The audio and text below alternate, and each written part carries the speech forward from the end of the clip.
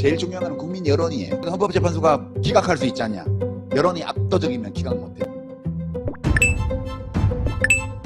미국 정부가 사실상 최상목에 경고성 메시지를 보냈습니다. 그리고 뒤에서는 정영식조차 인간 뇌물을 준 윤두창을 손절치기 시작한 이유를 보고 드립니다. 미국 정부는 한덕수에 대한 국회의 탄핵 소추와 관련해 우리는 최상목 대통령 권한대행 부총리 및 한국 정부와 함께 일할 준비가 돼 있다고 밝혔습니다. 미 국무부는 우리는 한국이 헌법에 명시된 절차를 평화적으로 따르는 것을 목격했다면서 가장 중요한 것은 한국이 민주적 회복력을 보여줬다는 것이고 우리는 이 과정 전반에 걸쳐 한국 국민을 강력하게 지지한다고 말했습니다. 즉 탄핵 잘했다는 것이고 민주당이 소추한 탄핵 사유를 지지한다는 것인데 이 중에 가장 중요한 것은 헌법재판관 임명과 특검 임명 아니겠습니까? 최상목이 이걸 또 지연시켜 탄핵당하면 그때는 더욱 메시지가 강력해질 가능성이 보여집니다. 미국이 왜 매 사안마다 이렇게 메시지를 내겠습니까? 거의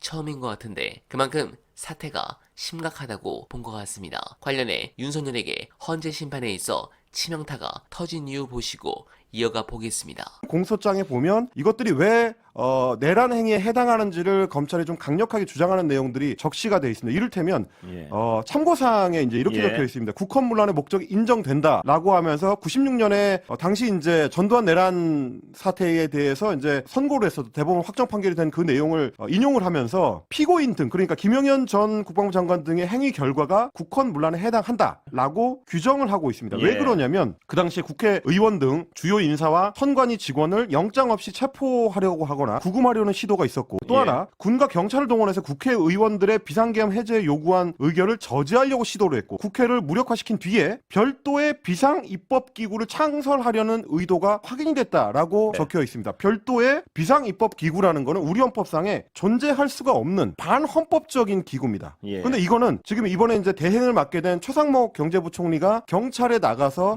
구체적으로 자료를 제시를 하면서 당시에 이제 윤석열 피의자로부터 받았다라는 이제 지시사항 두 가지 그 중에 하나가 국회의 활동비를 끊어라라는 것과 동시에 별도의 입법기구를 지원할 수 있는 예산을 편성해라라는 지시사항이 있었거든요. 그걸 지칭하는 걸로 보입니다. 그러니까 헌법에 명시된 헌법기구인 국회의 기능을 중지시키고 헌법에 존재하지도 않는 있을 수가 없는 별도의 입법기구를 만들어서 거기에 예산 지원을 하라는 의도를 갖고 있었다는 것 자체가 지금 이 내란 수의 혐의자가 우리 헌법을 어떻게 보고 있는 것인가 이런 좀 통탄할 만한 상황이다. 그게 공소장에 적시가 돼 있다라는 말씀을 좀 드리고 싶습니다. 네, 이렇게 사태는 점점 더 심각해집니다. 그리고 정영식 의회입니다. 심리를 빨리 하겠다는 것도 윤두창 뜻과 반대로 놀랐지만 탄핵 심판의 쟁점이 피청구인이 이 사건 계엄을 선포한 행위, 계엄 사령관을 통해 위헌적인 포고령 1호를 발표하게 한 행위, 군대와 경찰을 동원해 국회를 봉쇄, 진입함으로써 계엄 해제 요구권